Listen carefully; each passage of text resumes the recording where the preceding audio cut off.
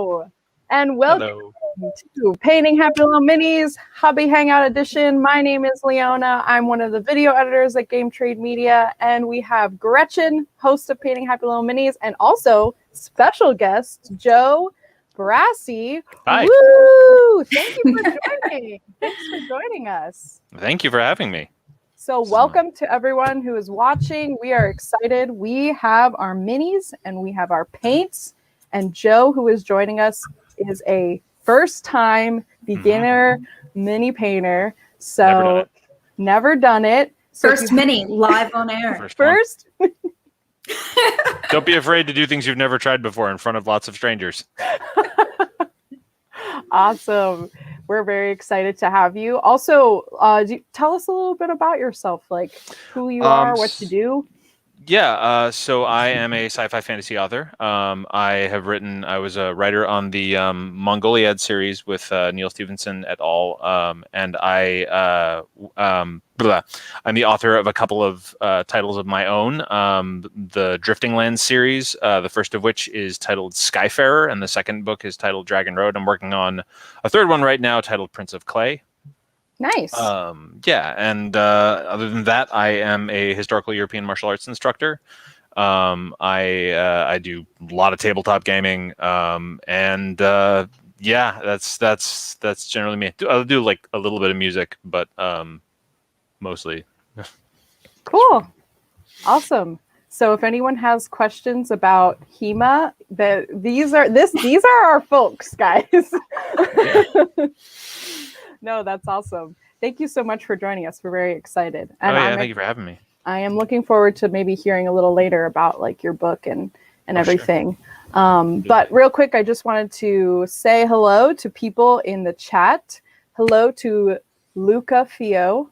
Hopefully we pronounced that correctly. Hello and Merry Friday Eve, which is, I almost said Christmas Eve. Close enough. I mean, it feels like it sometimes. It feels like Christmas. Hello, Josh Potter. Hey, kids. You know what time it is. Time to grab your paints and paint with us. Yes, Dave grew a beard. It's true. So, Joe, Dave is our other host. So people might call you Dave in the chat. Honorary Dave. Yes, honorary Dave. It's good stuff. Hello to Roger. Thanks for joining. Yes, Dave found the fountain of youth. Good stuff. Not that fountainy. I'm starting to go gray, so. Hello to Jason. Hello, Sumkey. Thanks for joining. I play music too on the radio. Oh, quite good at it. Good stuff. Hello to Byron. Hello to Clive and Sean. Oh, close. Close. I'm close to your name. I even saw it pronounced in the little thing that you wrote. And also hello to David. Thanks for joining, or Dave, as Dave likes to call him. Yes. Thank you all for joining. Let us know you're watching in the chat. And, how do you feel about... Oops. How do you feel about dual wielding from last time? Because Sumkey remembers our last conversation about dual wielding. Oh, God. This is great. Everything's dual wielding. It's fine. Yeah. This is an ongoing. Yeah, this is like an ongoing joke because there was a character, right? There was a mini that was dual wielding. He was dual wielding 2 long swords, and it looked like he was cutting off his own ears. Oh no! And I had problems with that because they asked me how accurate the minis were because I had been playing around with Dave earlier before the show started because the minis were holding swords quite strangely. As minis do. So sometimes I'll talk on the show about how the minis are holding the swords and how accurate I think it is. Right. Which your mini has a sword today, doesn't it? Yes, it does. I will. Yes. See if I can get it in front of the camera. There we go. Nice. Just primed last night. Very good. Stunk up the whole house. It's part of the process. That was your initiation into mini painting, was just the fumes, the chemical fumes of priming. A few more brain cells down. Picking them down to like 2 or 3 now. So, Joe, you said that this is your first mini. Yes. That you're painting. Do you have any? Did the mini come with a box of like a pre-paint like a paint that's already been completed or anything? Or no, it's just one of those Wizards of the Coast ones. Oh, nice. It came.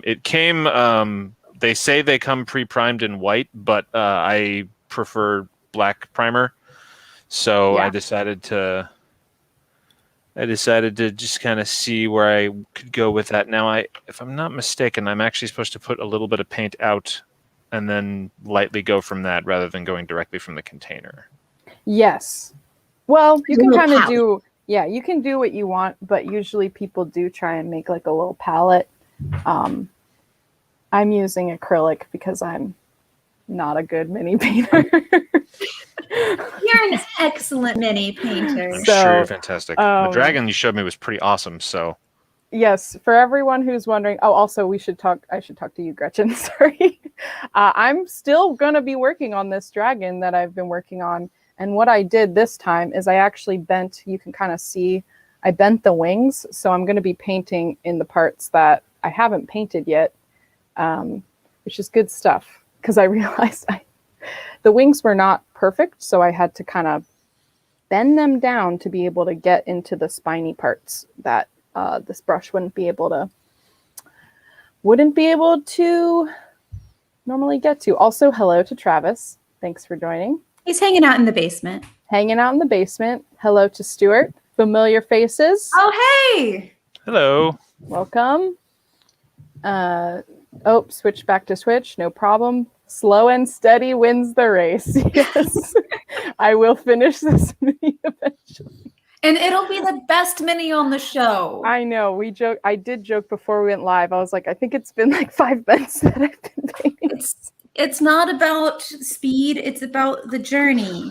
It's the journey. Yeah. So, Gretchen, what are you working on tonight? Well, I am working on my my frost giant from Woo! before. So you can see now that we're not in the studio, you can see the color is just a little bit more. Well, now they're That's more awesome. in shadow. There's not that good in between. But okay. I have most of his skin done. So what I'm gonna do is I'm gonna add some a little bit of white. Well, not pure white, but kind of tan white on his knuckles and the tips of his fingers because I want that very cold, almost frostbitten effect. And if you pay attention to your hands in the very cold, they turn red, and then the knuckles and the tips of the fingers turn kind of a white, and then you start getting into the gnarly frostbitey bits, which the gnarly frostbitey bits I'm saving for his feet. So that's why they're not super painted yet. I've been going kind of bit by bit. And then once I do that, I'm going to start going to town on his beard and his clothes. And I was thinking, you guys always make fun of me for not using the glitter, but I happen to have a lot. Oh my gosh, look glitter, at that which is very, very snow-like in quality. Wonderful. So, I might just have to do that. I might just have to show everyone the value of glitter and give Dave a small heart attack when he returns. I'm excited. Dave's gonna be like, I left for one show. It's like one show, and it's turned to the glitter. Already. I take it there is a glitter issue. Not a glitter. I feel like it. Well, yeah, Gretchen brings the whimsy, which means there's also glitter involved, and then Dave does not bring the whimsy. I think it's just I have no rules because I started painting on the show in a small bubble environment. I've never been to the outside. I just do what I want. And sometimes it works and sometimes it doesn't. But when it works, it's awesome. It does look pretty cool. We actually saw a miniature just last week from the group. And someone, I don't know if you remember, Gretchen, but they used like glitter on the tentacles of a Cthulhu monster. And it was pretty great. Not gonna lie. think when used appropriately, anything can look really cool for special effects on miniatures, and especially getting outside of the box of the what you player. think. Yep. Like, also real quick, Joe, would you mind just moving your camera just a little bit? Oh yeah, sure. Yeah, perfect. I think will be great. I think we'll get more of you in the shot. Here, I'll move it over this way. That way. Oh, also, hello, Lava Painter. Thanks for joining us. Exciting to see you. Oh, I did get your mini, so we're going to look at that a little later. Hello to James. Thanks for joining. Hello, Facebook user. You should be able to let StreamYard, not StreamYard. This is StreamYard. Whoever we are. You should be able to let StreamYard access your name if you click the little link up and above, and I'll try and find it so I can put it in the chat for you. A glitter bomb. They apparently use glitter on minis a lot. Okay. Which is good.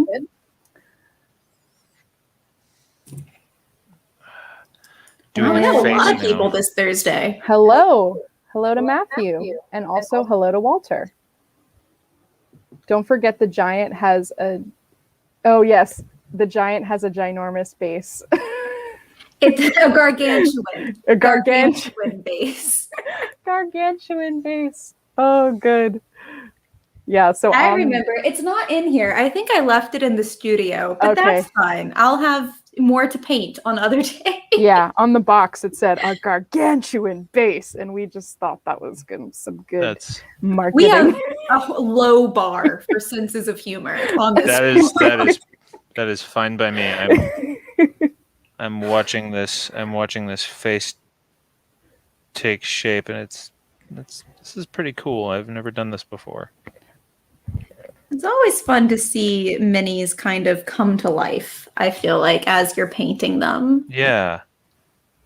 And they get character. And sometimes, I feel like sometimes we're painting with a purpose to create a character that's been predetermined for us, like when we did the Firefly minis. Yeah.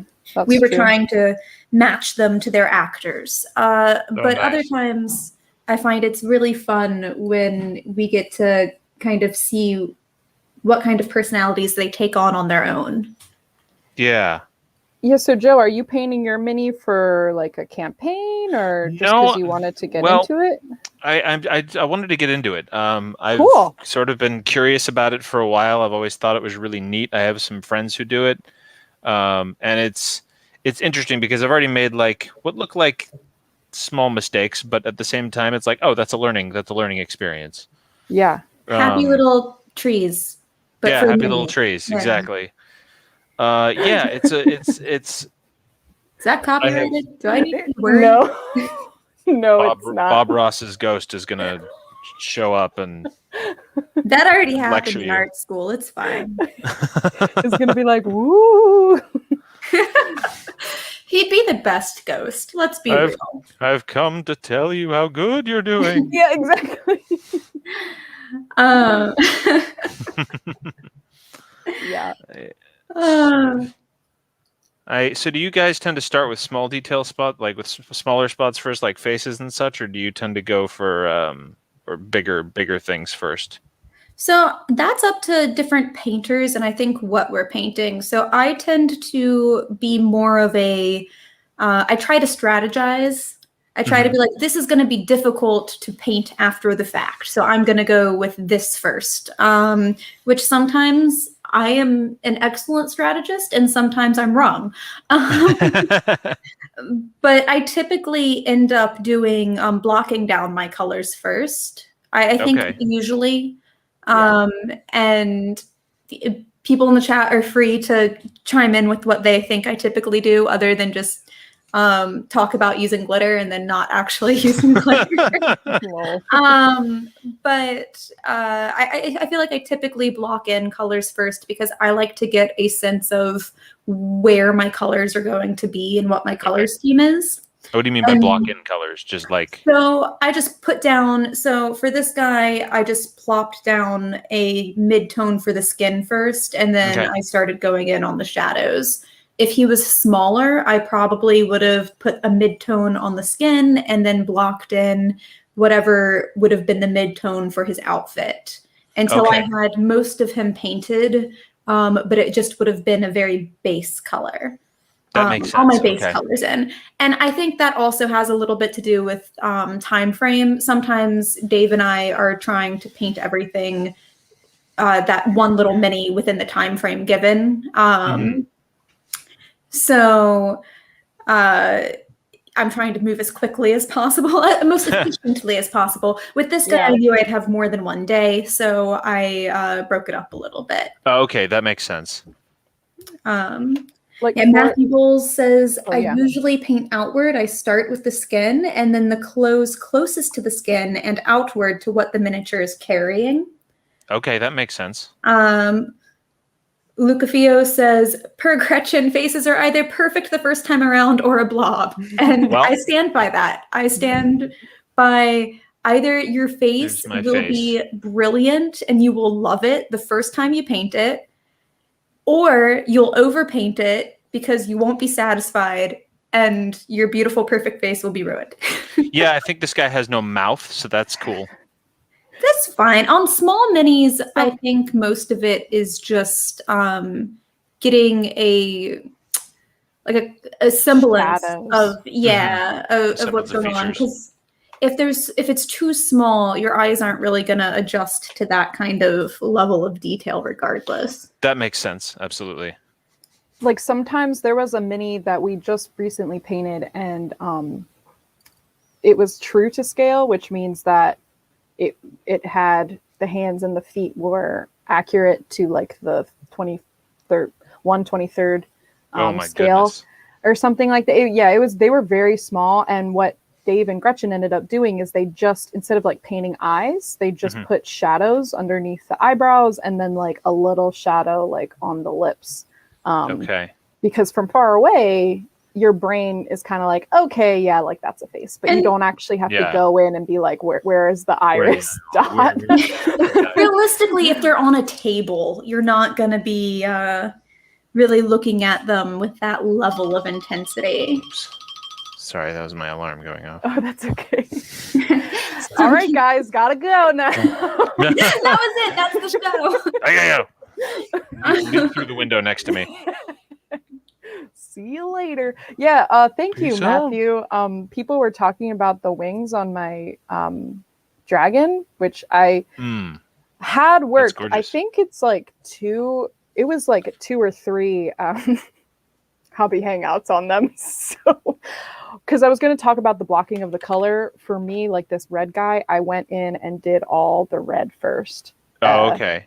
And then I went back in and layered up the black on the wings and some black features, because I knew I wanted most of him to be red. So yeah, but it's partly because of the way a dragon is. You don't really need to have that many colors, so I could just like spend a long time just painting red, which was nice.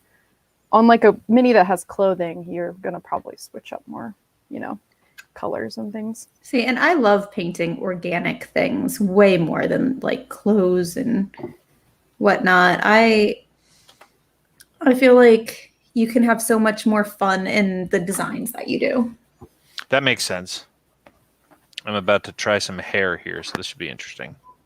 Okay, cool. What color are you? I am doing a leather brown. I'm using the paints I've got are Army Painter. Oh, nice. Yeah. So we're going to see how this goes. Doing a brown. If anyone has any recipes for brown hair, let us know in the chat. It's always good to share some ideas. What... Some key, sorry, says, what's white and black and red all over? Leona's dragon. It's true. These are the things. The 3-foot roll. Matthew says, great first coat of skin tone, Joe. Now you can look at doing the highlights of that color on the forehead and the cheekbones. Oh, that's fantastic. Thank you very much. That's very useful. It's extremely helpful. Sumkey says he has no mouth and must scream. Yes, that is correct. He is mouthless, which I suppose means, he doesn't have to worry about talking and saying the wrong thing. In your campaign, he'll just be... Except you're not using him for a campaign. I mean, I might eventually. Who knows? I mean, he's your first mini. I feel like that's going to bring him on a little spot of honor. Like, that's going to... Yeah. Oh, yeah. That's true. You have to make him like an NPC in every game from now on. This is Ted the Mouthless. That would be great. Byron says Rhinox hide base. for, I don't know if that's an army painter color though. I'm not sure either. I'm still learning I literally, so I've, for everybody, I basically, there was a brief moment of panic when we were planning to do this show because I wasn't sure if my paints were going to be here in time. I had actually, when Gretchen approached me about doing this, I had actually already ordered a bunch because I had just kind of decided, I'm like, you know what, we're in quarantine. I've kind of put this off too long. I'm gonna just like jump in with both feet and buy a paint set and do this. But Nice. it was a brief. You made the mistake of saying it in front of me on Twitter. Yes, I was like, I'm interested in doing this. And she's like, do you want to be on? I'm like, yeah, sure. Let's learn to do this in front of lots of total strangers. This will be great. We're all friends here. Oh, absolutely. But luckily your paints did arrive. Yes. The painting storks delivered right on time. Right when I needed them.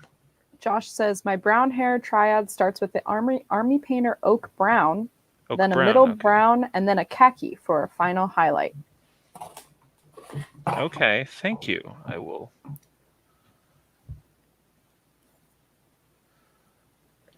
First minis always have a spot of honor as you begin the great hobby. It's true. So yeah, for those of you who are joining us, let us know what you guys have been painting. We always like to hear what you've been painting. If any of you remember your first mini, since Joe is starting with his first mini tonight, Yeah. let us know what you guys painted and if you remember what your first mini was. I think I might have actually given away my first mini on the show. I feel like you did too. At a convention, I think. Because if you ever see me at a convention and I have more than one mini that I've painted, there are very good chances that I'm doing giveaways. Or I'll just start chucking them at people. I'm really bad about that. I'm sure everyone loves it at Con. They're like, take my mini. They're like, whoa, fully painted mini.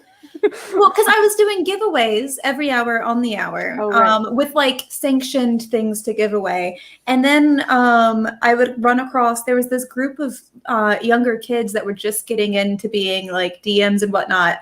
And they were trying so hard to win the minis and kept not winning the raffle. Oh. And by the end of it, I was like, I have like, just because I had brought some as like decoration for the table. And I was like, I've painted these. They're mine. I can have them. Take them. And they're like, I don't know how to make a game with this. And I was like, I use your imagination.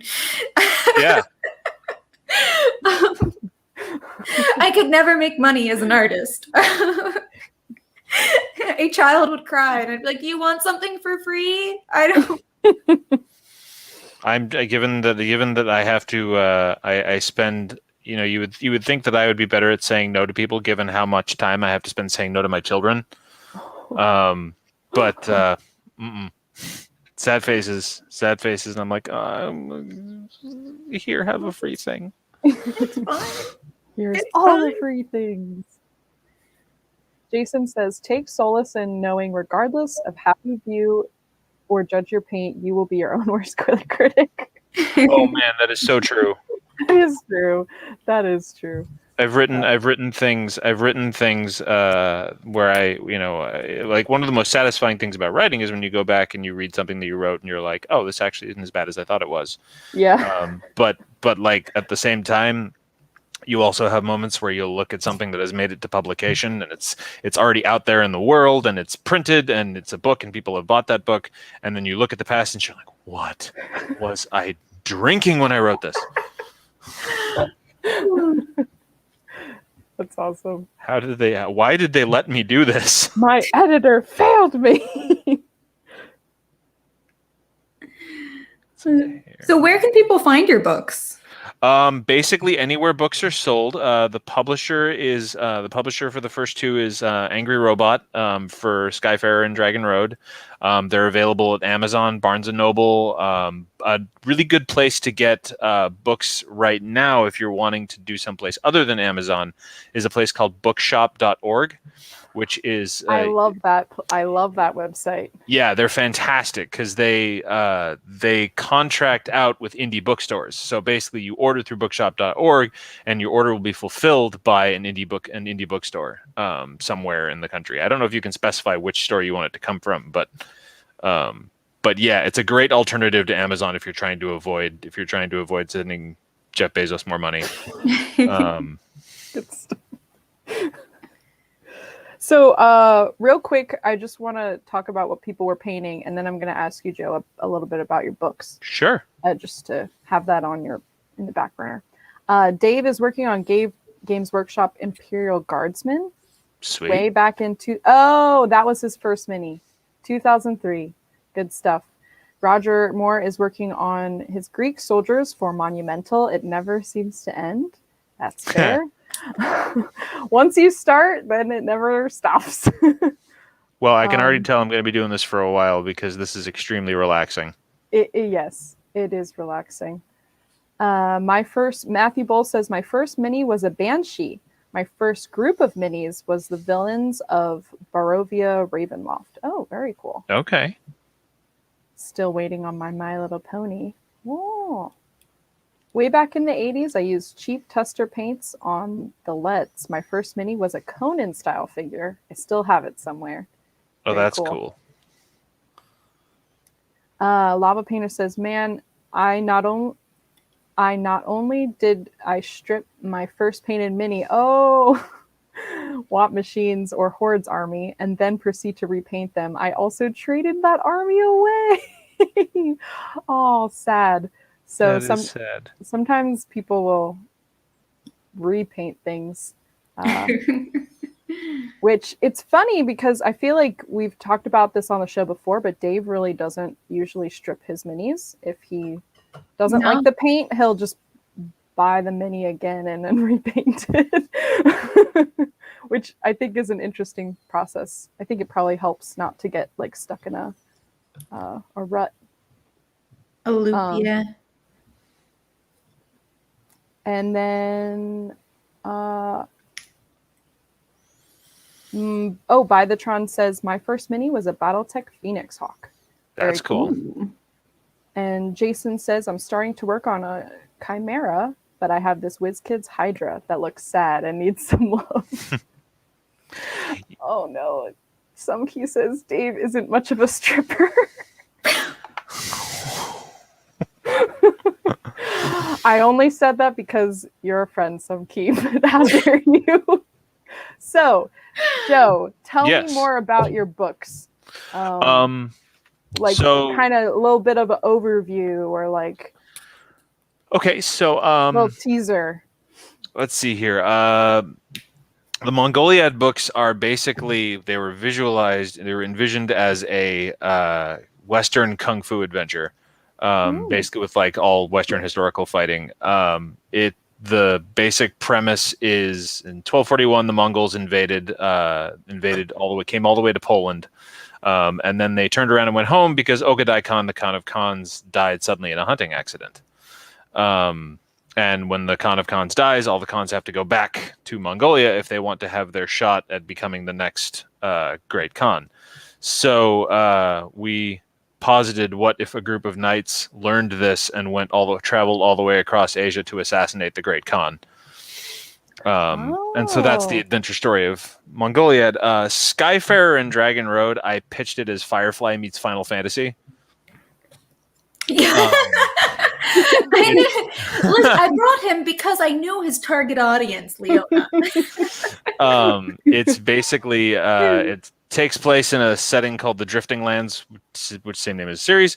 And the premise is you've got this sort of endless sky with these floating islands on it that these various nations have been built on, and the skyships that travel around make jumps between islands via portal magic.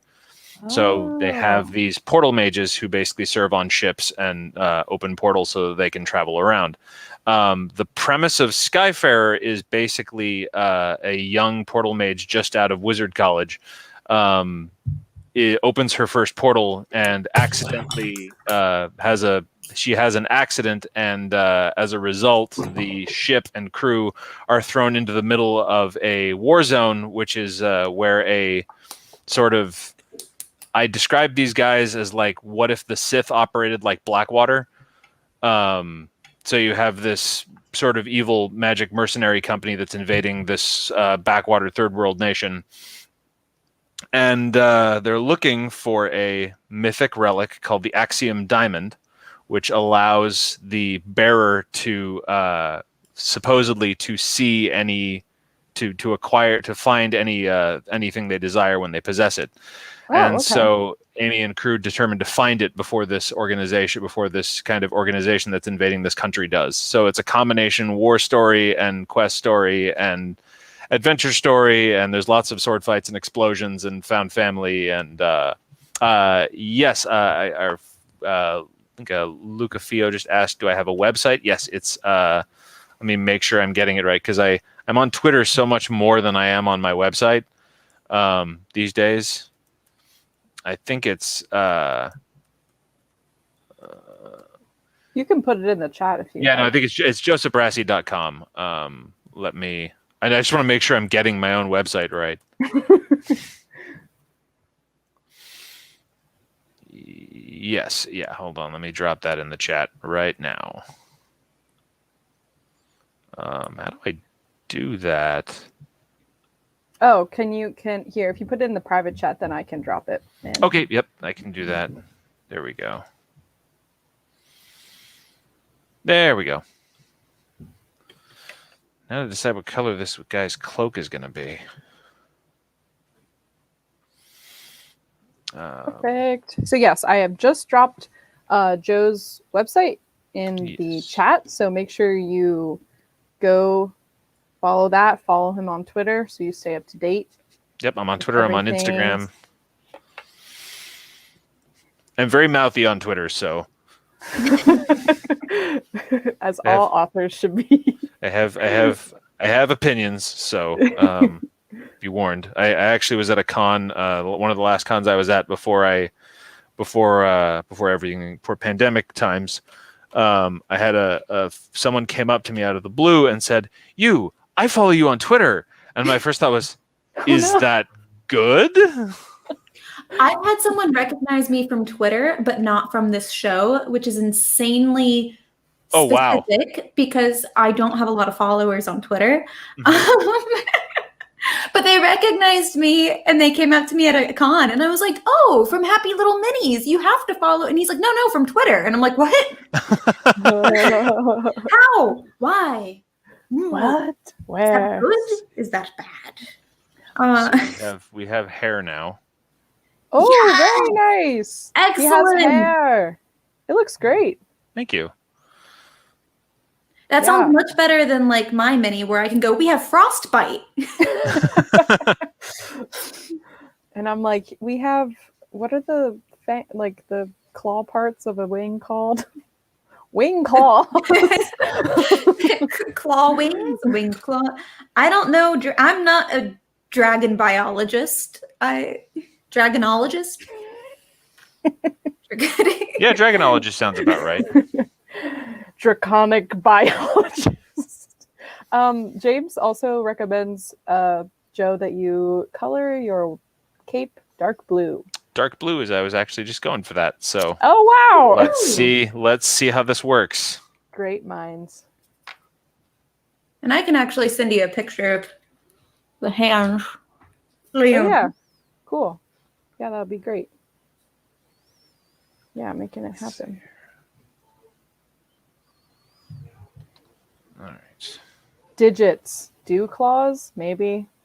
Yeah, that's what people are saying. The claws on the dragon are called.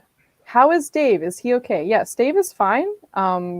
Dave is just taking a break for this week from the show, had to do some things, and he will be back next week. No worries. He's not sick. He just had to miss the show because of previous engagements. So, and if you all might remember, I totally said that we were going to paint warriors last week because I forgot that Dave was not going to be here. So this week, obviously, we're doing Hobby Hangout with our good friend Joe. And then next week, we'll paint warriors from the Mythic Americas game. So looking forward to that. And also looking forward to Leona remembering her weeks properly. This is going good. If a dragon wings are like a bat's, then they are its fingers. That's deep. But a dragon, I think, unlike a bat, has hands. Like, he already has these guys here. These are his. But he has like double the hands. Do we have four hands? He has 4 hands, and also of his 4 hands, 2 are his forehands. This is amazing. 4 hands. We're the best draconian biologists money can buy. Yes, I am very educated on the subject. Did it come up in your fantasy world? It's funny. When I was describing Dragon Road to the publisher, I was like, "This is Dragon Road. It's the sequel to Skyfair, and it has neither roads nor dragons." Wait, does it really not have dragons in it? There are no dragons in it. They are mentioned, but Dragon Road is the Dragon Road in the book is actually a trade route. It's a trade route that these giant sky ships travel on. Yeah, the first book is a sort of combination war story and adventure story. The second book is a combination adventure story and murder mystery political thriller. Ooh. I was like, you guys let me do 2 different genres in one series. This is like, why are you letting me get away with this? Do you have a book? Do you have one that you prefer more as an author? I like you love a little bit more. So adventure stories are they come more naturally to me. Okay. But I like to push what I'm able to do. I think like every author has a wheelhouse that they kind of live in. Okay, yeah. But and like to an extent my wheelhouse is more thematic than like I like found family. I like, I'm very much a character driven person. Okay. Obviously one of my frequent jokes on Twitter is I'm your guy for sad sword boys. Sad sword boys, ruthless women, and competence kink. That's funny.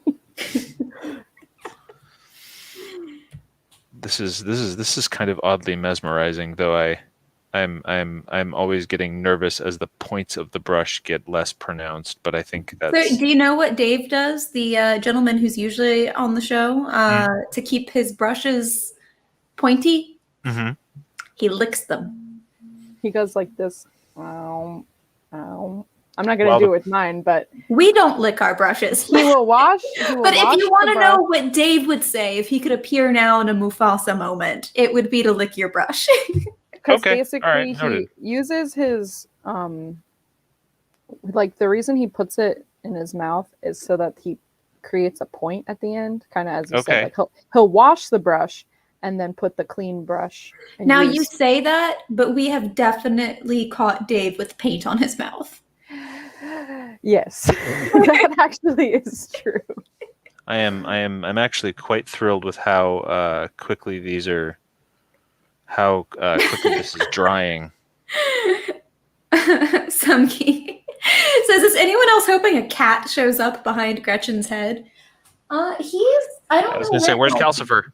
Yeah, I don't know where he is. He was trying to get into the box next to me earlier, but I had to actually move from my office downstairs because Calcifer has taken over my office and has knocked everything down. And last time I was trying to be on Zoom, he actually walked through my ring light. Oh no. yeah, like through the middle of it, onto the laptop and just plopped. And he's about 13 pounds of baby cat. So he's getting much larger. A It big works. boy. Big cat. It works. Licking the brush works. Yep. And also, we should side note that they are non-toxic paint. Yeah. Yes. um, Oh, apparently it was a technique that was kind of taught to us while working at Games Workshop. Interesting. Huh. And Rob says, which paint tastes best? Dave knows. But he does, though. Brush lickers assemble. It's true. Oh, you can also draw it across your palette while twisting it, and that also creates a finer tip. That's super handy. Thank you very much. He says he has sampled them all. It's true. Good stuff. I just remember him saying some of them taste really bad. I can't remember which ones those are. I thought it was like the silver ones because they have like more flex instead of just it being ground paint. Matthew says, Joe, you're now part of the pack. Excellent. I love being part of packs. You joined the club. You licked your brush. I am a brush licker. You're truly a mini painter. When are we going to get the brush licker t-shirts is what I want to know. Yeah, that's true. That's actually a pretty good Rejoice, we have a new brush licker. I think Dave actually has one. Better option, so not to eat paint. Yes. Metallics and washes are horrible, apparently. And contrast paints do not taste good. But as someone what is the best tasting paint though? That's what I want to know. Someone was saying what's the that good stuff? Maybe charred brown tastes like chocolate. I think that's wrong. I don't know why, but I think that's wrong. Oh, Sumkey says Dave doesn't like metallic because it's small pieces of glitter and it's too whimsical, which I agree. I think that might be the case. Don't like the glitter brushes. Yep. Say, Calcifer just passed me, but I think he's going to the basement to go play video games with Travis. Oh, Dave says, I haven't come across any good tasting paints yet. This is a new line that we have to create now. You know how they had smelly markers and stuff? Yeah. Or even like edible markers? Like, did they have that? Like where you could taste them and it tasted like... I don't know. I have not had any tasty markers. They definitely had smelly markers. So maybe they should have that with. Vallejo puts like perfume. They make edible Play-Doh. Oh, they do make edible Play-Doh? Oh my goodness. Yes. Don't tell my daughter. Yeah. I've tried it. It's very strange. I do not like the texture. Well, to me also, like, you can just make your own edible Play-Doh. Like, if you're gonna eat Play-Doh, just make it at your house. It's called dough, and then quick food coloring. Well, this was like without, because this was like without all the salt. Yeah, without all the salt or anything. It was more of a candy. It dissolved as you chewed on it. It was just. I just remember the texture was really weird. It was because it got like grainy. It was strange. No. Play-Doh wasn't edible before. Anything's edible once. I think it's about as edible as paste. Yeah, I think so. Sumkey says, mix your paints with pixie sticks for bold new. Ooh. That seems so gross. Edible markers for cake decoration. Yep. Yeah, okay. Yep. Yeah, maybe they need to add flavoring. Guys, I'm coming up with a new Kickstarter project. This sounds like a brilliant idea. Nothing could possibly go wrong. Leona, one day we're going to get our cooking show. Yeah, it's true. Okay, legit, Gretchen, I thought of that hardcore, about that last week when I was going into work. I was like, I need to put thoughts behind this and make That's this because happen. We know what we want. It's true. What do we want? Paint cooking show. What do we? Yeah. When do we want it? Yesterday. Oh, David has some edible airbrush paints. That's interesting. Oh, is it because they're air? So you can just breathe. Good stuff. Apparently there were Taco Bell flavored makeup. So I don't why like not that. paint? I did not see Taco that. Bell flavored makeup. That like what is that? What is that for? Is that for when you want your? ground beef flavored lip gloss? It's like I you don't. you know when you want your beloved to say to you, you smell like gorditas. Like, I don't know what would happen. Is that like cheese bronzer? That's what I was thinking. Like you put on blush just and waft. Like, stinky Taco Bell. Oh my gosh. because I can't imagine it would actually smell like good fresh Taco Bell, like drunk 3 a.m. in the morning Taco Bell. I don't think it would have that same kind of desirable effect. Somkey says chalupa concealer. Oh, taco flavored kisses. Oh no. My eyes, they burn like hot sauce.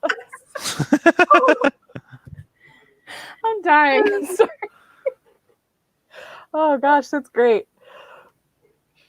Let's see here. Well, now that we've derailed enough to talk about Taco Bell makeup, let us look at some miniatures from our mini painting group. How does that sound, guys? That sounds Smells like a fantastic. party. So for those of you watching, many of you are already part of our group, but if you're not, we do have a Facebook group. Be sure to check it out in the links below, and I'll also try and put it in the chat just after this.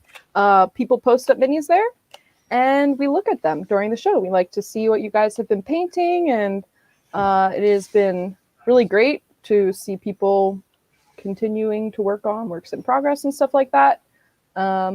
So here we go. First up, we have Ashlyn, who's been painting up Dang. some Games Workshop. Actually, Ashlyn has been painting for a little while, but I know that she just got into GW Warhammer 40k stuff. So you've been doing a great job, Ashlyn. I love it. I love it. It's tidy. Yeah. Yeah, that Everything's is seriously. so clean. Yeah. It is really nice. There are some really nice highlighted edges right near the face and on the edge of the armor plates that really make it come together. Yes, nice hair. I like how the hair looks like amazing. blonde hair. You know, and it even has some orange tone into it. Yeah, and that really nice little nice. highlight right there on the bangs too, on the fringe. Yeah, it's a little hard to see here. I'll zoom in for people, but there's actually like a highlight right on that bang. So good stuff, Ashlyn. Keep up the good work. Yeah, everyone's saying so clean, so crisp. Good stuff. That's really nice. Next we have Betsy Bowers. Oh, yay. So Betsy has been painting up some Horizon Zero Dawn. This is actually Strider from the Horizon Zero Dawn board game by Steamforged Games. And obviously Betsy has used some glow-in-the-dark paint effects, which I think work really well on this mini. No, I haven't really thought about using the idea of like black light paints and things like that, but now that I think about that, seems like it'd be really cool for so many like sci-fi and any Yeah. like Futuristic. yeah. Giving you some Tron vibes. I really like it for this miniature. Also, this is not a super mini. It's kind of big. So, We take all sizes and shapes of mini here.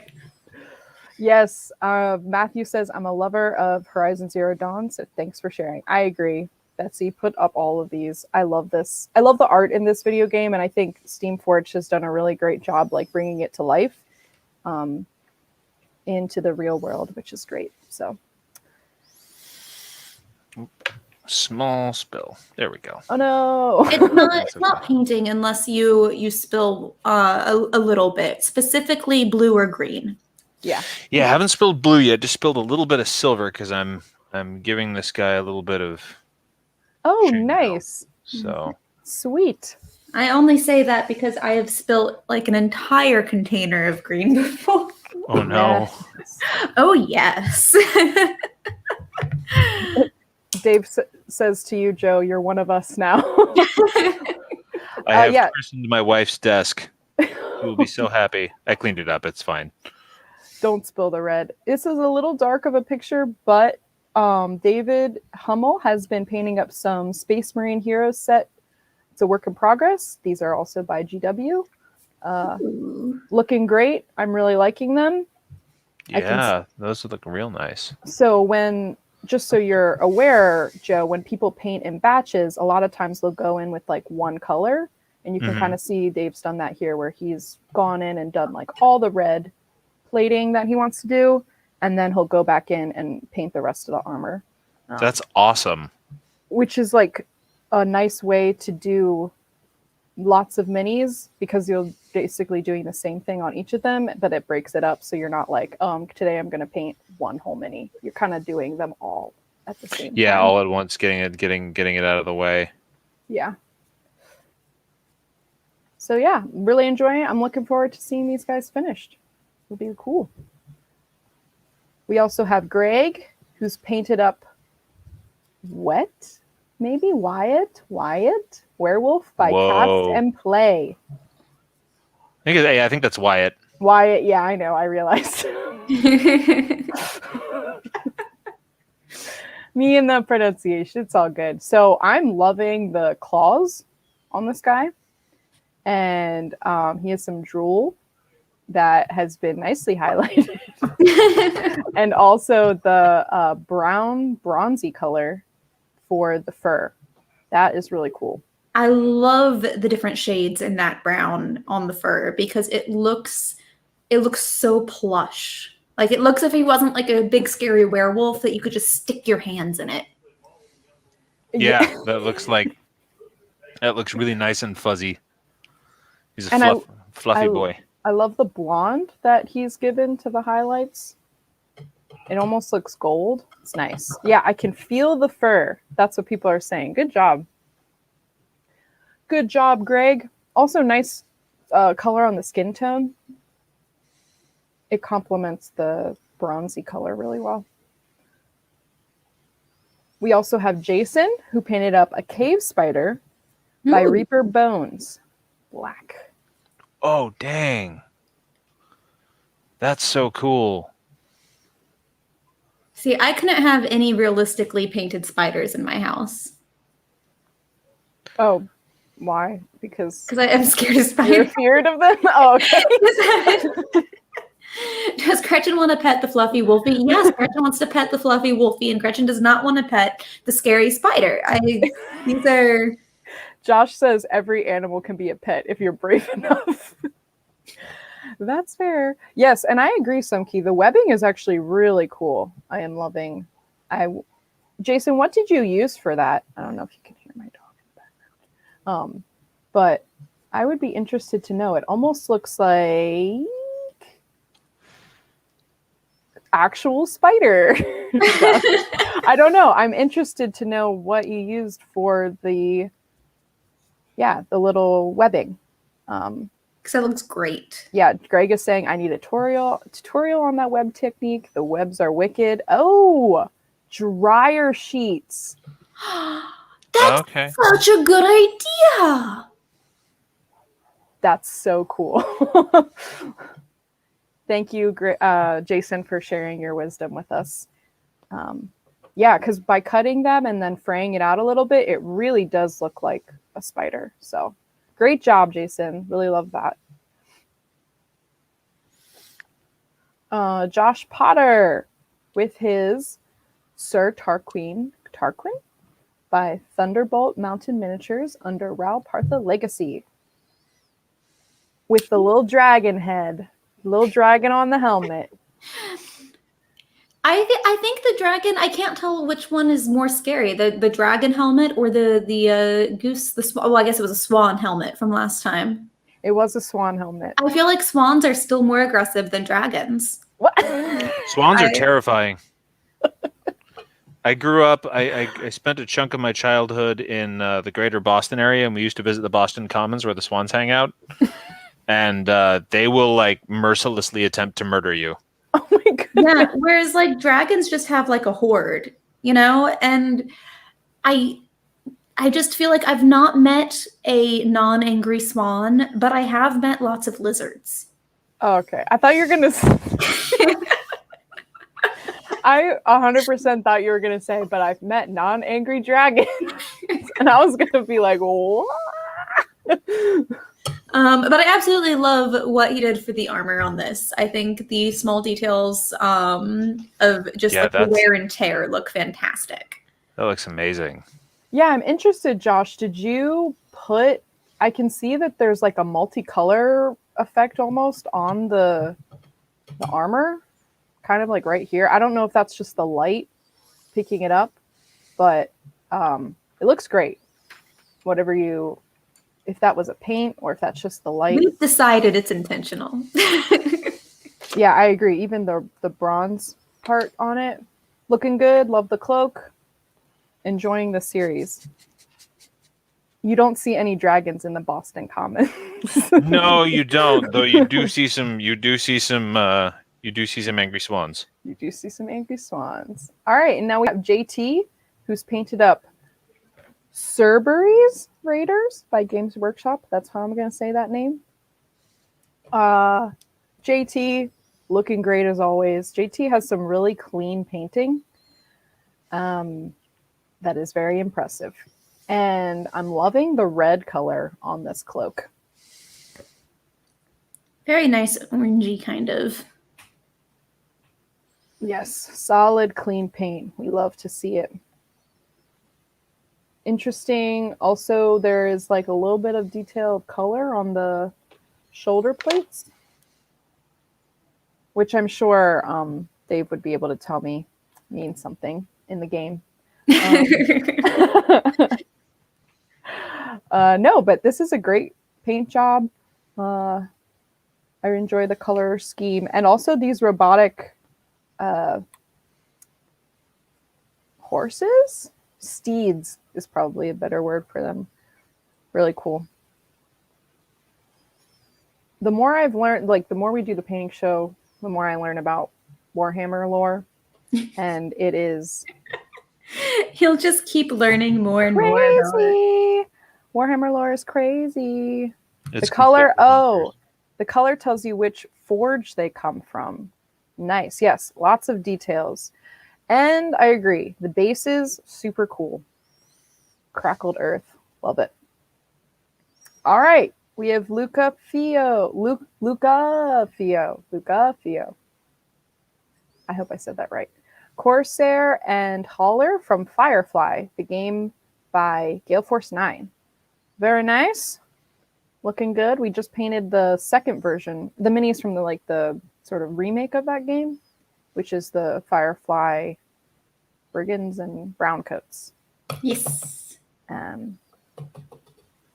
Yes, over 25 years of GW lore. It's crazy. They need to seriously do something with that IP and make it even bigger. They could make a whole TV show, Anyway. So many people would be happy and mad at the same time. Yeah. Maybe that's why no one... If it's about Space Marines, so I know that the default impulse is to do something serious with the storyline, but it's also always been a little hard to take Warhammer super serious. Yes. And there's just this part of me that would love a Space Marine procedural just called Shoulder Pads. That's great. That would be good. We have Michael Bull, who painted up Knot from Critical Role. Oh, is GW that's getting nice. a television? So love a good Critical Role mini. This is looking good. I really like the green that he's picked for Knot. I love how the eyes with the cloak up still show through because he used such a nice bright yellow. Yeah. Let's see here. That was... Sorry, I'm looking at the chat. Apparently, GW actually has several animated features in the works. And that's cool. Supposedly has options for a live action series as well. If it's not from Critical Role, where is it from? Oh, Matthew will be headed to watch Critical Role after this hobby hangout. Cool. Excellent. Very nice. That's awesome. I have not kept up with the story after I kind of like caught up. But it's good stuff. I still do enjoy it. Ayumi, woo! Draken Berserker by Privateer Press. Love So that sandy color. The what color? The sandy color with the green. Yes. Yes. It contrasts very nicely. All right, time to paint a sword. And I also like how you got a gradient on the pads, or at least that's how it looks like in the light. Yeah, no, I can see. There you did. A little bit of highlighting of the lighter yellow and green. Looks really good. We're loving it. Very nice. And we have Nick with Baldur, the Stone Cleaver by Privateer Press, which is interesting because, so this is from Monster Apocalypse, I'm pretty sure. This mini is. And then this one, I don't know which line it's from. Maybe Ayumi, maybe you know. But Nick, I love the blue that you picked for the sort of magic runes on his sword. That's awesome. It looks really nice. That's super cool. And there's also some really cool highlighting that you've done on the shoulder pieces. It's actually a lighter brown than the leather of his like leather bottom part armor. I don't know what you would call that. Leather skirt protector thing. You know, I have one of those for Hema, and I just call it my battle skirt. Your battle skirt. Well, it's nice that it contrasts. That I can see that like this is brass and then that's leather. Very nice. War Machine, but IDK'd the faction. Okay, thank you. Sorry, I was really blanking earlier. He did put in so much work, and it really does look very good. Oh no! Ayumi says, I'm wrong, ignore me. Oh no. No. All right, so that's some of the minis from our group. We'll look at some a little later. But thank you for everybody who has been posting. I now have a Google Forms that I'll focus just down on me. I now have a Google Forms that you can access and post up anytime. Submit a mini whenever you're finished, and then we'll be able to talk about it on the show. So you don't have to be part of our Facebook group. Yeah, make sure that you keep posting there and be sharing. It's been fun, as you know, people are in quarantine, to still see people being part of the hobby and things like that. So Joe, how's your mini going? Let's how's your see sword? Here. Well, the sword is. I went with the kind of gold for the hilt. Oh, nice. Very nice. I'm trying to get it in front of the thing. I've done up the armor a bit, and I'm kind of waiting for the sword to dry a little. And then I'm thinking I'm going to tackle the tabard here. I'm not quite sure what color I want to do that with yet. I always feel like painting chainmail is the most relaxing thing. Yeah, it is, because you kind of watch the colors sink in, like the darker colors. I can't describe it. It's pretty though. It's so far it's definitely the chillest part of this. It's thing. instant gratification, I feel like. Yes, that is an excellent way to put it. I think I'm actually going to do his belt next. Matthew says the armor looks great, Joe. Perhaps a red for the tabard? Yeah, that could work. I've got a decent red here. Oh. Josh Potter says, I was going to buy Monpok, but I can't. Ayumi's painting is too strong. Ayumi, I do love your painting, and every time you post, it makes my heart very happy. Because I feel like if I was a painter, that would be the painting that I would aspire to, which is like very bright colors that look great. And it looks like it's part of like some sort of awesome series. And I'm like, yeah. Let's see here.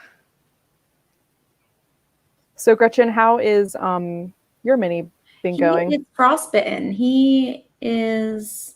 Let me see if I can cheat some light here. Oh, there we go.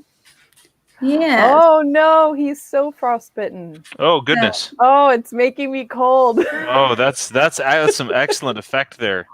Yeah, so I have his toes are done up, very black and frostbitten, and then the tips of his fingers are. And now I am moving on. I have paint all over. I've been using myself as a bit of a palette. I'm now painting his beard.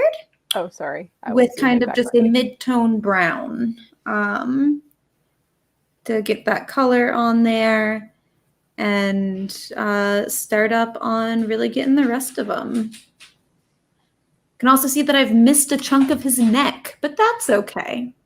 That's fine. That part is his one warm. Bob Ross. Yes, it's a happy mistake. No problem. We have a question for you, Joe. Yeah. Assuming your mini painting is for tabletop RPG, have you considered turning your book setting into a campaign setting? You know, I've noodled on it.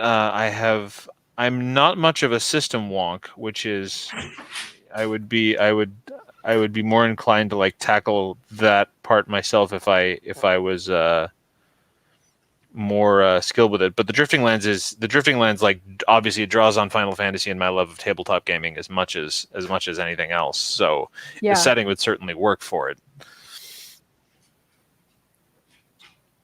Super cool. Maybe you could do like a little homebrew. Yeah, I've thought about that. I thought about using the Cypher system for it because the Cypher system is a lot of fun, and Monty and Shanna are fantastic people. Yeah, okay, I've got a belt now. Amazing how quickly that just happens. Let's see here. All right, I think I am gonna follow audience suggestion here and go with red for the tabard. I just gotta pick a red. Nice. Oh, Ayumi says you have to buy the cool kaiju and paint the big monsters. Oh, cool kaiju paint. Oh, gotcha. Also, Gretchen Sumkey says you have a chilling mini. He's truly chilling. Put him in the fridge to help him dry faster. Matthew says, Joe, this is a great idea, and we want to give you money. Okay, well, I will bear that in mind. If you want to give me money, buy my books. Buy your books from the bookshop.com. Bookshop.org. .org, excuse me. I think it's .org. I'm going to feel really dumb if it's .com. No, I think it is .org. I think you are correct. Yeah. No, the reason why I was excited when you described your series was because I literally just from the library got some books that are sci-fi books. Oh, awesome. I'm finally going to, just so everyone knows, follow up. I'm finally going to read The Expanse. I got that from the library. Oh, awesome. Yeah, I hear amazing. I haven't read it myself, but I hear like absolutely amazing things about it. So I am looking forward to that. And the thing is that series is like a lot of books. So maybe I will start yours instead. Oh. Not have to read 700 million pages. There's only 2 of them right now, but there will be a third, and I'm working on it. So are they like self-contained stories within the same universe, or do they kind of tie into each other? They tie into each other, same cast of characters, but the first 2 are a little more episodic. The second one follows right on the heels of the first one. but then throws the same characters into kind of a different sequence of events and a different set of challenges. It's not like it's an immediate continuation of the first story, except in that it follows the same characters in their lives, and Okay. and they have to deal with the emotional consequences of everything that happened to them in the first book. And it's definitely its own story, and it definitely is it's definitely like fast paced, but it's also, after the first one, which was so breakneck, Right. I was like, I need one where they can slow down and the readers can get to know the characters a little better, and it's more of a breather book, I think. Gotcha. So it's not as intense. Well, I'd say it's Maybe. intense, but it's not as fast. Okay. Cool. Let's see here. I am learning the fine art of talking while painting. This is Yeah, no, we have lots of moments where we just kind of get absorbed. It's a thing. Your brain has to do two things at once. yeah. It's a really interesting sort of. It's a challenge and it's not, because to a certain extent it's brush on object, repeat. But also, yeah, I am finding myself going, how do I talk while also making the brush go? Motor skills. What are those? What I are don't those? know. Oh, Luca Fio says, just finished the Witcher books and looking forward to adding your series to my list. Oh, very cool. Thank you very much. That's That would lovely. be super cool. Matthew said he's reading Pariah by Dave Abnett right now. I wanted to read The Witcher, but that was obviously when the dumb show came out, and of course it was like checked out till like 4 years from now. Yeah, I was The like, Witcher well, is hard to find. I guess I will be waiting on that, because I don't like to buy books unless I have read them. No, At least a absolutely. little My bit. wife is the same way. My wife is actually a much more avid reader than I am. Like reading fiction is her grand passion. I don't read nearly as much as I would like to, because in addition to writing, I'm also the primary caretaker of my kids. Oh, okay, yeah. So I don't get to read nearly as much as I would like to, and I often end up basically going to her for referrals and summaries and such recommendations. But yeah, I think not only did the Witcher books go, not only did they like vanish from libraries, it was almost impossible to find them, to buy them. Yeah. Anywhere. Like I couldn't find them at all. Where are you? And it's just so funny because I remember like right before the series came out, I worked in a bookstore and like there were so many copies of The Witcher.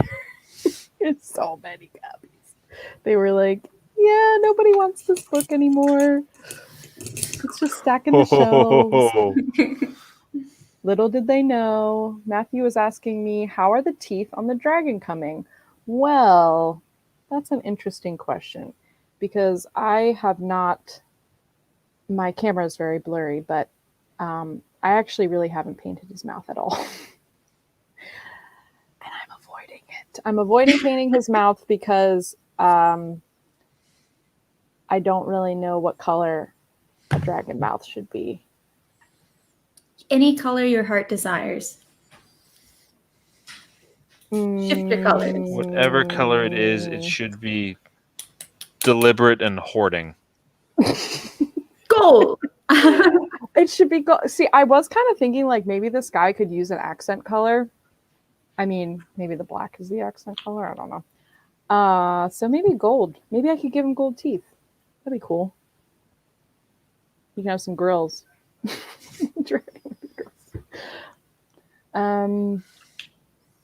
Oh, James is asking, has anyone read Shogun? No, by James Clavell.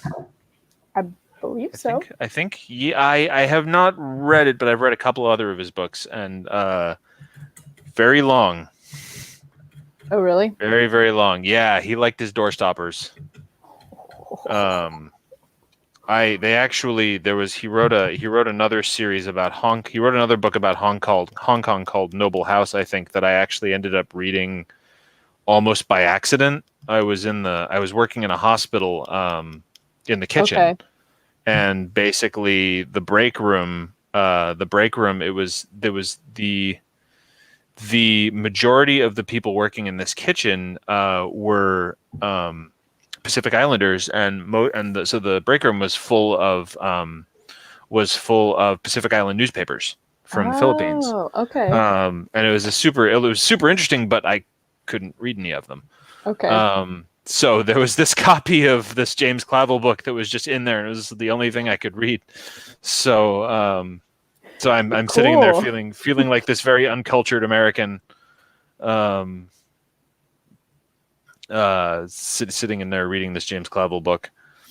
But yeah, Shogun is kind of a classic. I think it's a bit dated at this point because it's written by a white guy in the '60s. Ah, good But- stuff. Yeah, classic. It's like Classic. you look in there and you're like, yeah, that's kind of racist. You did a racism, Mr. Clavell. But that's okay. If that book I has mean, not aged well. Yeah, it's plenty of things. Plenty of things haven't. There are, yeah. Oh, there's more belt here. Yeah, welcome to mini painting, where you think you're done painting a part Yes. of it, and then you discover you were wrong. Yeah, I thought that was more tunic, but that's actually belt. So we will be Interesting. revisiting. The belt color. I am licking these brushes way too much. You have learned the way. Jason was asking me earlier, I said I changed the wings on the dragon. What technique did I use? Oftentimes I find models revert back to the original positions. Yeah, so I don't know if you can see, but I totally bent these wings like this. And they were just like that. And for most of it, that's how I was painting it, but they've bent back. So what I really need to do is actually take time and put this guy in some boiling water for like a hot second. And then I think that will actually, once he cools, because I can bend the plastic. You can even see it on camera. Like I'm bending the plastic and it's Yeah, moving slowly back. I can see the mini that I painted that was the same dragon as that. And Yeah. I put clear rubber bands on the bit of the wings that we were trying to decide what they were. Gotcha. Yeah, those little claws on the end of the wing, the arm arms. Yeah. I have clear hair elastics wrapped around those. So the wings are actually folded back, so you can see the inside of the wing, because it's the galaxy dragon. Oh, because yeah, you like did like that. I can actually go grab it if you'd like me to. Yeah, sure. Of course. So yeah, I think I need to put this guy in hot water so that he essentially so that the plastic like melts, and then when it hardens, I can. Or when it cools down, it will actually be in the position that I want. Because right now I'm just doing it at room temperature, so I think that's why it keeps bending back. You can see right here, I have the clear elastics. Oh yeah. Because I wanted the inside of the wings, since they were galaxy themed, I wanted them to be the showcase of this dragon. So right there. And then I have a little bit more support right here just to keep the wings back. Cool. But yeah. Yeah, that was a fun galaxy dragon. That was a really fun time. He dried really cool too. I wish I had better lighting so you could actually see like the shifter paints and all the little colors that are on there, but it's okay. Close enough. Doing some feet. Roger says pink and purple go nicely for a mouth. Yeah, I was thinking pink. Oh, that does sound cool. And it kind of makes sense because I have a red dragon, so it would still work with the color. James also recommends a blow dryer if you're careful. Yeah, I know people said a blow dryer. The only thing with the blow dryer is then you have to like hold it while you're blowing. So you can get your hands hot. Aragon. Yeah, Aragon could have been a better series, but is a great first book. I'll give it that. I mean, he was 15 when he wrote it. I know. I give him that. And I will give him that. I loved the first book. I own the first book. It's literally sitting like right over here. It's one of my favorite books, but the rest of the series, I was like, I'm crying. And not in a good way. Not in a good way. I don't. Oh no. Oh, Gretchen, puppy. I muted you just so you know. Oh no, yeah, the movie was also not perfect. So it's funny. I still have not seen the movie. I feel like I should, but nah. Oh, Josh says maybe I could do blue, like a lizard. Okay. To contrast with the red. Sorry, Gretchen, you are no longer muted. I muted my own mic since okay. Good. Nope, he's going to go hang out in the basement. He was like, how about I hang out right now? Because he's been having some medical issues. His anxiety has been worse. So he's just going to go hang out in the basement where he can't be mad at other dogs. Yeah. Are other dogs existing right now? So not really. No, I don't know what that barking was about. It's in his imagination. I don't really know. I don't know how much you know about my dog, Joe. But he's special. Okay. And was found wandering the West Virginian mountains. Oh my goodness. And he, you know what? He lived on the mountains and he's gonna live like that for the rest of his days. Oh, mountain dog. He's a little mountain man. But he has a lot of anxiety and he has other problems. A lot of special quirks that are unique to him. And we don't know if they are medical or if he's just like that. Okay. That follows. But outside of his personality quirks, he also has some medical things he's working with right now. Okay. So he's extra on top of extra. Gotcha. We will forgive him. Because I try to. He tries his best. He can't help it if in his heart of hearts he's a feral little mountain man. He's a good boy, and that's all that matters. So I've got this guy in some red. Oh, nice. That looks great. Ooh. I just need to figure out what I'm going to do with his arms. That is a great first mini. I have to say. Props for Joe in the chat, everybody. Thank you very much. That is a great first mini. It really is. I think I got around really my like first that. mini by just dry brushing. And yes, I am fine. I actually no, seriously though, a couple people commented in the brush like that works. I tried it. I'm like, it works and it doesn't taste terrible. And it does actually give you the point that you need. It does. Let's see here. Matthew says, that's a great first mini. You are doing so well. Nice Thank you work. very much. Nice job. Okay, Josh, real quick.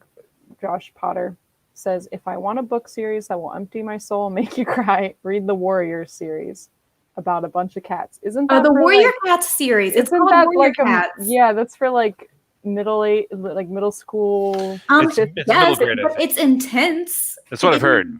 Yeah, it is. It's kind of like saying read Animorphs, you know? Oh God, yeah, it's like Animorphs here, Oh. fun shapeshifter story. No, it's actually like kids in sci-fi Vietnam. Yeah. Oh, see, like I always saw that at the kids section in Barnes and Noble, and so I assumed that it was like No. It's Does not play around. So Applegate has literally said What?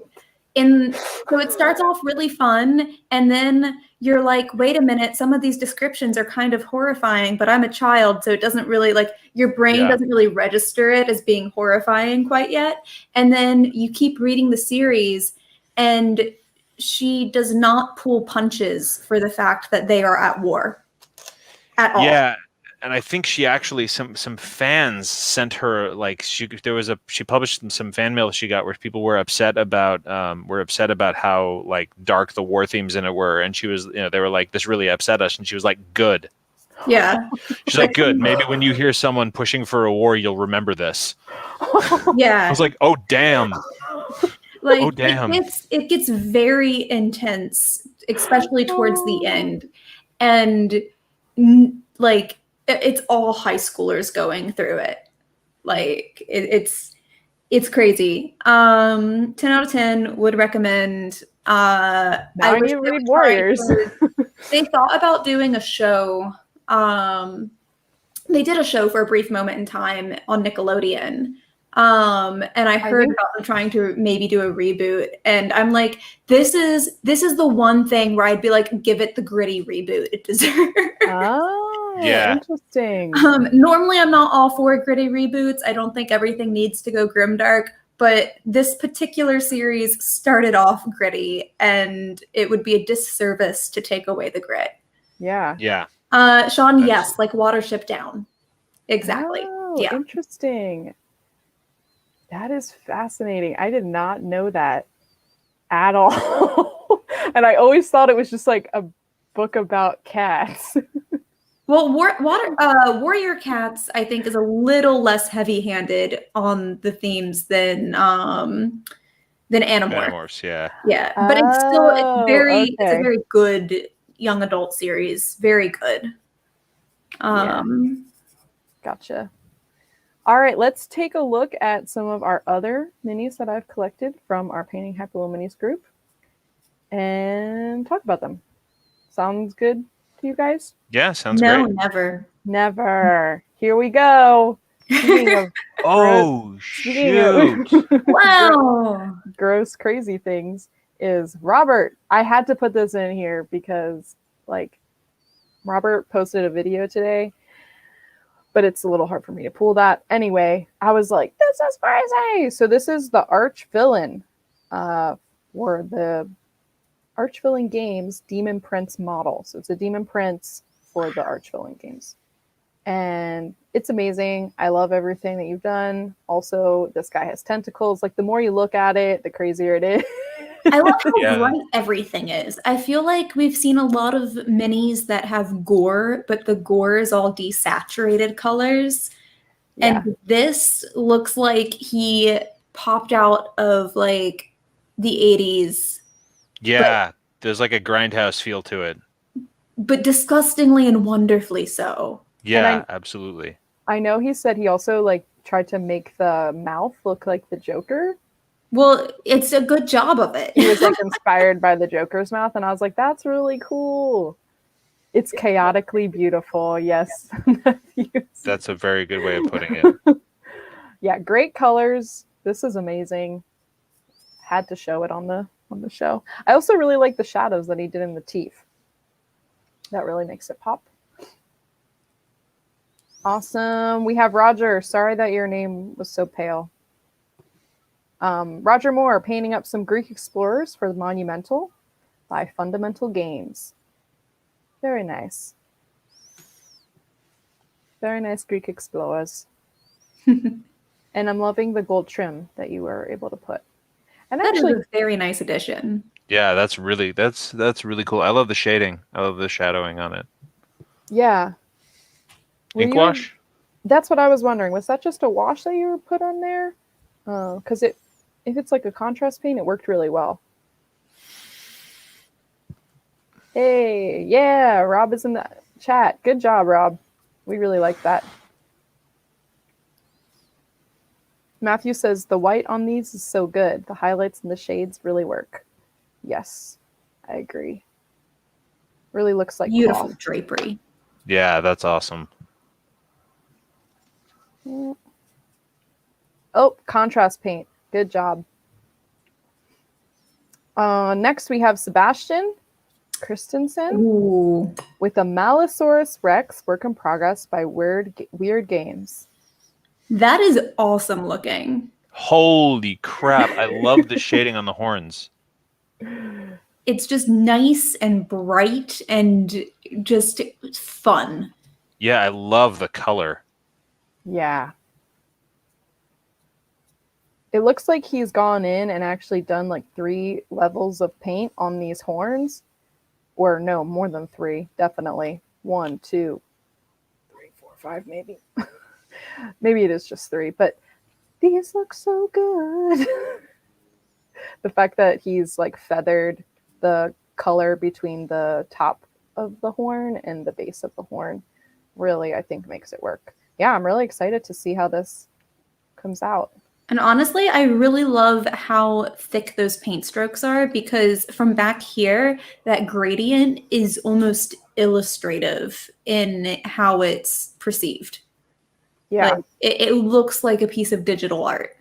it does. It's really cool. Yeah, Sean says, I need to get one of these. I need to get one of those. I know. I didn't Seriously, know. that's amazing. Weird Games had all these monsters. I wonder if it's for Malifaux, maybe? Now I need to decide what color these guys' sleeves are going to be. Would they be red? Or is it a separate thing? I could make them red, yeah. Let me see here. Either red or blue. I'm not sure which one.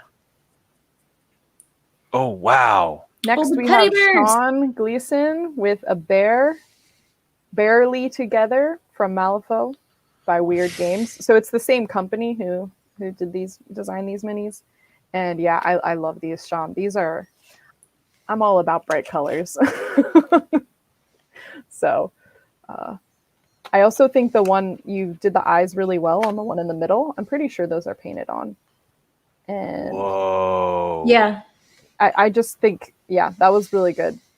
Those Also, eye shines. just realized there's like bloody marks all over these little. Also, Josh recommends green sleeves. Okay.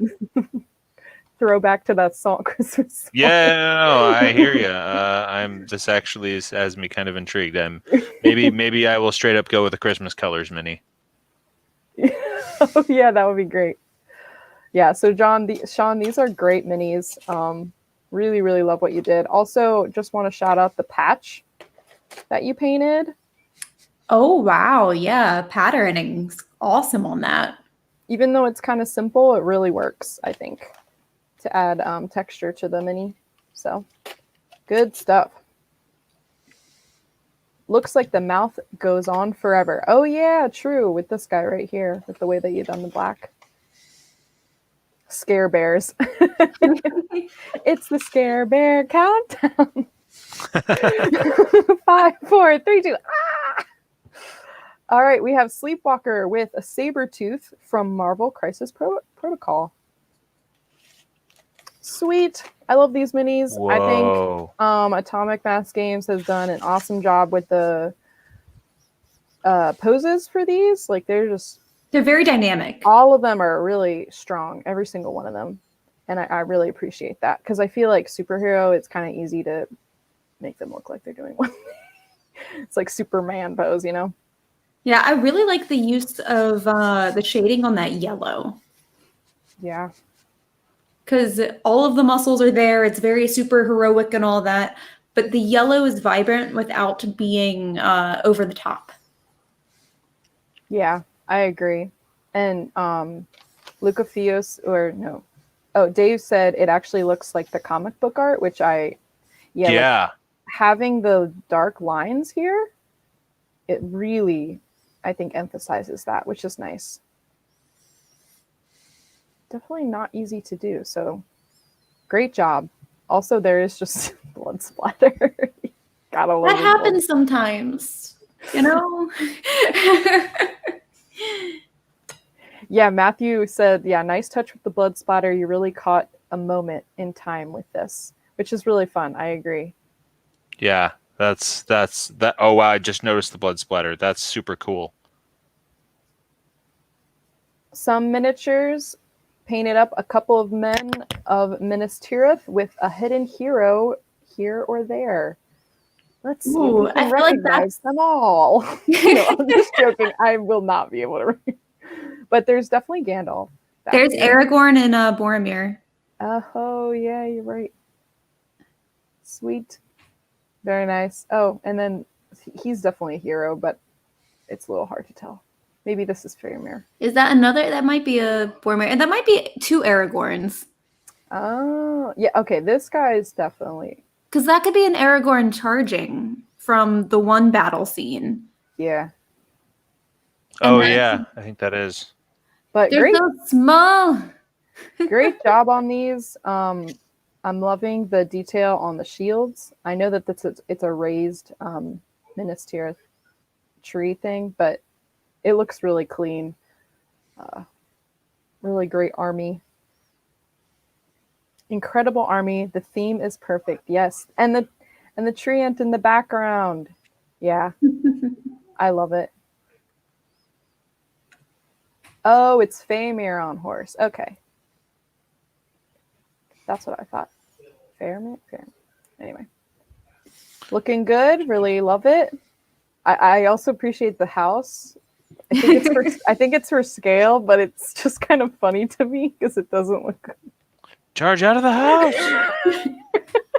For Gondor. It's a Gondorian house party. Everyone just pours out. It's what happens when they go back to the Shire and they invite all of Gondor. These little houses. It's great though. No, I really love this. Fantastic. All these minis for this game are really cool. My brother actually recently bought this game, and I'm really jealous because they look so awesome. And lastly, last mini for tonight will be Thomas Wynn, a Primaris Intercessor by GW. Ooh. Gotta say, I love this green color. Yeah, no, that's a very lovely, strong olive green. I like that the is red on the fantastic. eyes. That little blip of red on the eyes is the same shade as the base. And it's a just really nice way to coordinate it all together, I feel. Yeah. Thomas says, such a sharp and clean unit of Marines. Yep. I agree. Solid paint job. Looks really nice. Good job, Thomas. Yeah, that looks amazing. I think sometimes, I mean, I know Space Marines are, or this guy isn't Space Marine, but I know that they're usually one color, but I just really like the way that you've done this green. Some of the panels, you can see that there's actually like shading and highlighting on them, right by the branches. I mean, the connectors. And it looks really good. Really helps divide up that green color to make it not just look like flat. Nice shoulder detail. Totally agree. Good stuff. Well, thank you everyone who posted to the Google form. I got your mini. You saw it. And it's much more convenient because then I'm able to get where the mini is from, and then I can actually know the name of the mini. So if you would like to have your mini featured on the show, make sure that you submit to the Google Forms link. I will grab that right now. And while Gretchen is telling everyone how they can join, how they can be part of our group online. So if you are new to watching the show, make sure that you join our Minis Facebook page, Painting Happy Little Minis on Facebook. And make sure that you post up what you're working on, ask questions, help other people have ideas. We are a community of painters, and there is no wrong question. There's no stupid question. There's no Yeah, I'm gonna do that. Everyone is there to help everyone else out. And we have such a nice, diverse group of painters who have been doing it, some for many, many years, and some who, specialize in certain things. So it's always a really nice way to have your questions answered and to learn a few things if you are new, or maybe you want to try something new, or want to get an idea of what to branch out on. So Painting Happy Little Minis Facebook page. Click join. Yes. Fiona will add you. Actually, I might have not. Do I have admin powers now? I think I do. I clicked a thing. I do.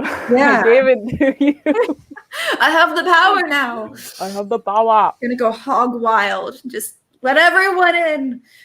Yes. No, yeah, it's good. If you have questions, people will answer them. Oh, it's not working for you? Let's see if I can find the correct link.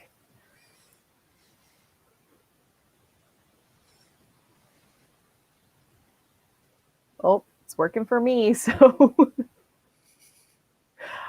James, I'll make sure to post up the correct link in the Facebook group, and I will pin that as an announcement so that you can get to it after the show. So we'll make it happen. Yeah, I'll make sure you get it so it works for you. Yeah, no problem.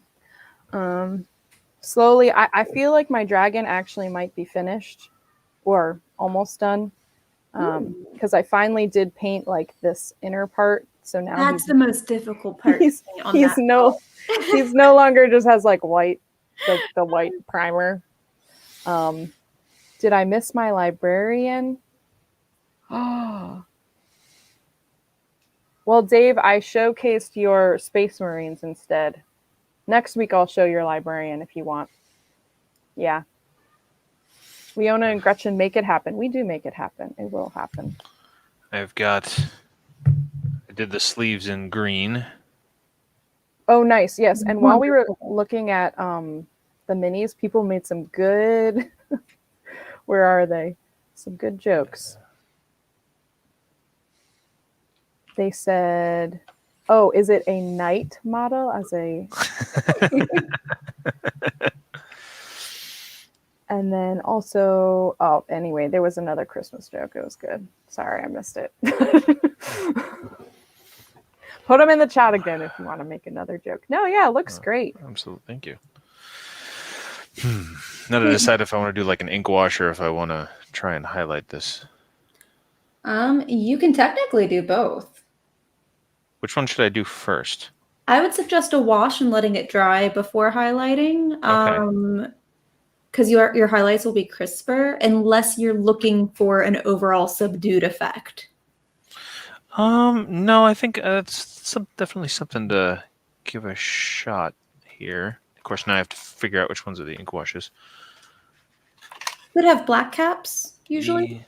I think so. Usually they have a different cap kind so that you can. Oh, that's red. Okay.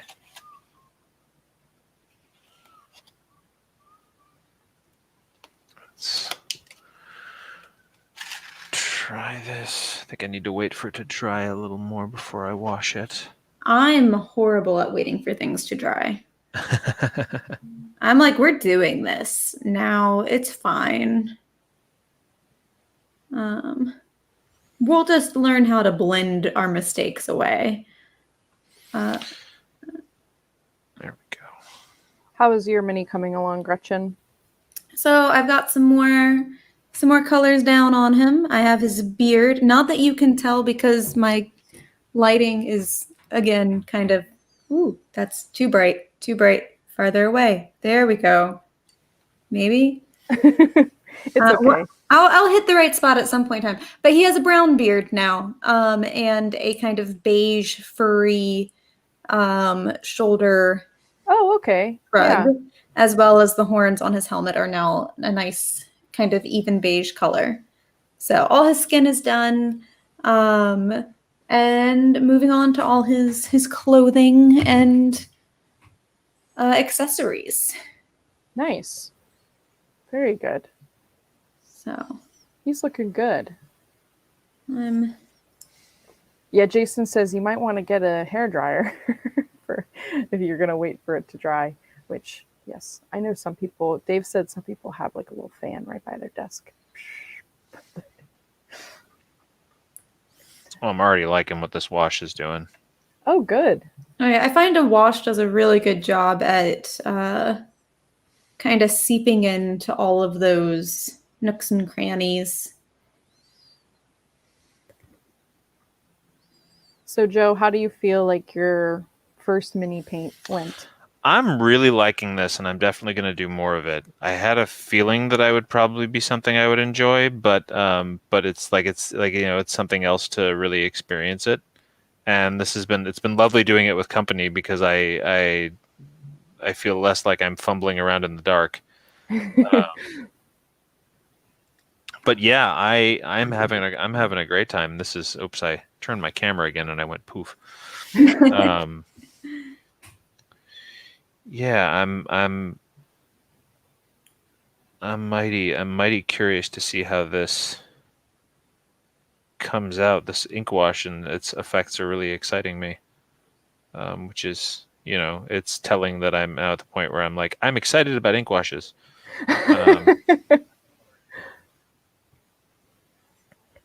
Oh, thanks for joining us, Greg.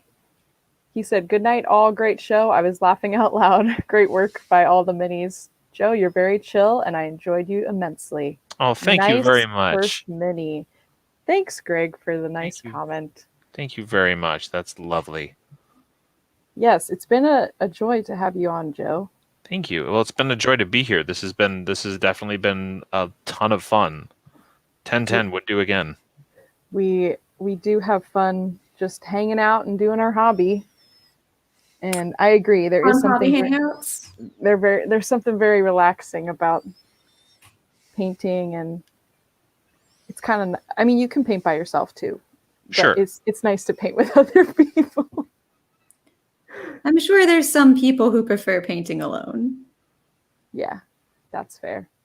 So when are you coming back, Joe? This is the question. Well, whenever you guys want me back. I'm one of the things about my life right now is that my primary time constraints are my children and work, and I tend to it's definitely not hard for me to arrange to do something like this. So if you guys want me to come back on, let me know and I will gladly make time for that. Very cool. Definitely love having new and exciting people to paint with and to chit chat about. And you'll find that most of the people here will absolutely love to talk about sci-fi and swords. You mean there's crossover between people who are interested in painting fantasy minis and reading fantasy books? It's really weird. That's wild. Yeah. Oh, Ayumi says, I have a Discord group where we get together around midnight and paint together and watch each other paint. That's so cool. That is cool. I could not stay up till midnight. I turned 30 and I started turning into a pumpkin. Now, I'm not 30 yet. And I think I started getting an earlier and an earlier bedtime from like 23, just progressively over the course of the years. And I turned 30 this summer, and I feel like something's just going to happen, and I'm just like my grandma, like hidden grandma tendencies are just going to jump out. Like, good stuff. Oh, thanks, Dave. Dave gave also a very nice comment. Don't know if you all caught my comment last week. I just wanted to thank you guys both here on the channel and on Facebook. I have painted more models this year than I have in 2 years. Oh, that's fantastic. Awesome. I'm glad that you are feeling inspired to paint and to join the painting conversation, because that's our hope, right? Like, our hope is that people just kind of get their paints out and paint away, especially for people who do armies. Or you might have that mini that's been sitting there forever and you're like, I don't want to paint it. Little minis of opportunity. Yes. Many more of those. Or what is it called? The shelf of opportunity? Yes, it's not the shelf of shame. It's a shelf of opportunity. That's what I feel about most of my writing projects. Oh man, me too. And I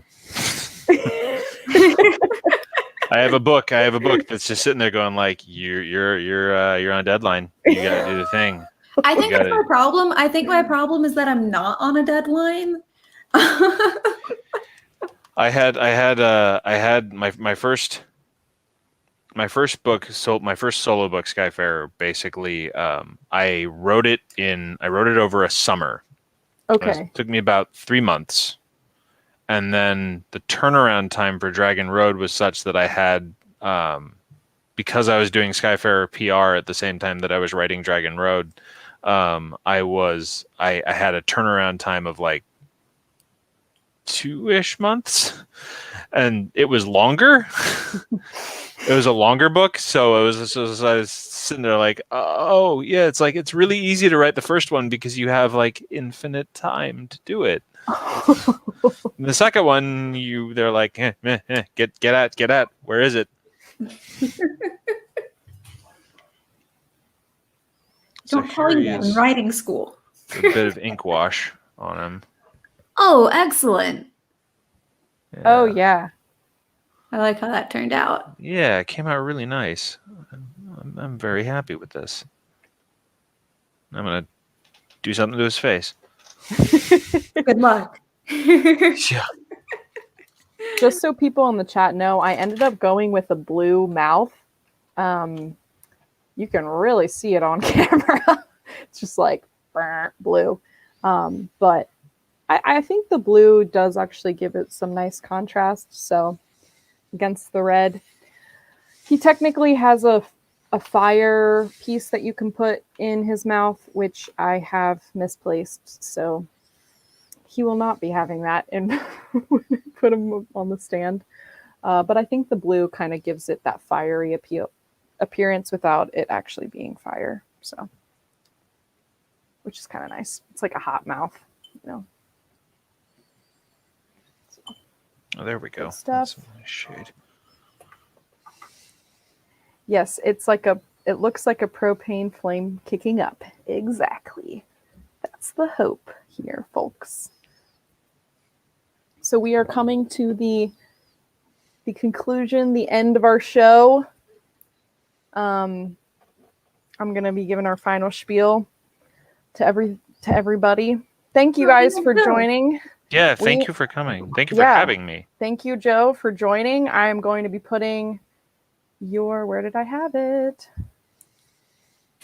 Oh, it's in the other chat. I'm going to put your website up again. Yeah, that's great. Thank you. For everybody who's still hanging with us, still watching, this Joe has been Joe Brassey, also sci-fi author. You should check out his work. Talked about it a little bit earlier. Make sure you guys go check that out. Look it up. Tell us if you've been reading it. It would actually be really cool to hear about it. Yeah, in the group. if you read it, please drop a review on Amazon. Oh yeah, there's absolutely reviews are like, and if you're not able to buy the book for whatever reason, yep, yummy brush. Yummy. If you're not able to buy it for whatever reason, please get it from your local library. Library orders help authors just as much as physical orders do, because they got to buy a copy and everything, right. And they generally have some in circulation. So yeah, absolutely get it from your library if you're not able to pick it up for whatever reason. That's what I will be doing. Yeah, and then once I read it and it's so good, and then I will buy it. No, I'm excited. So make sure you guys check them out. It will be really fun if I can vouch. I have in fact read the book. It is good. Yeah. Well, thank you. Good stuff. It was really great having you, and thank you for joining us to paint your first ever mini with us. Thank you very much for having me. This is lovely. It's you now have to post it up in the group. Yes, I will. I will Yes. join the group and get a good picture. And No, it's been fun. So thank you all for joining. I appreciate your comments. I'm seeing them. No, always the sad part when the show is over. Yes, it is a little sad, but The place we all is so empty. Yep. See you next week. Same paint channel, same paint time. It's been fun. Next week, Dave will be joining us. We will be in studio and we'll be painting up some of the warriors from Mythic Americas that I had talked about. And because it's a new month, ding, ding, ding, ding, we will be having some new giveaways on the show. New giveaways running for the month of April. So make sure you keep an eye out for that. And be sure to talk to us in the Painting Happy Lil Minis Facebook group. It's always a fun time there, and some good stuff. Any closing thoughts from either of you? No, thank you very much for having me, though. This has been lovely, and I feel like I learned a lot, and it's just great spending time with you all. And this has been a lovely experience and a great vibe. I definitely have to join the Facebook group. Yay! Everyone here, I've always am floored by how lovely everyone is in our chat and in our little painting community. Good job keeping the Painting Happy Little Minis vibe alive, guys. Yeah, we appreciate new people to the hobby, and we always like to give tips, and stuff like that. So the point is to enjoy it and just hang out and have a good time. So thank you all for joining us. We will see you guys next week. Bye. Bye.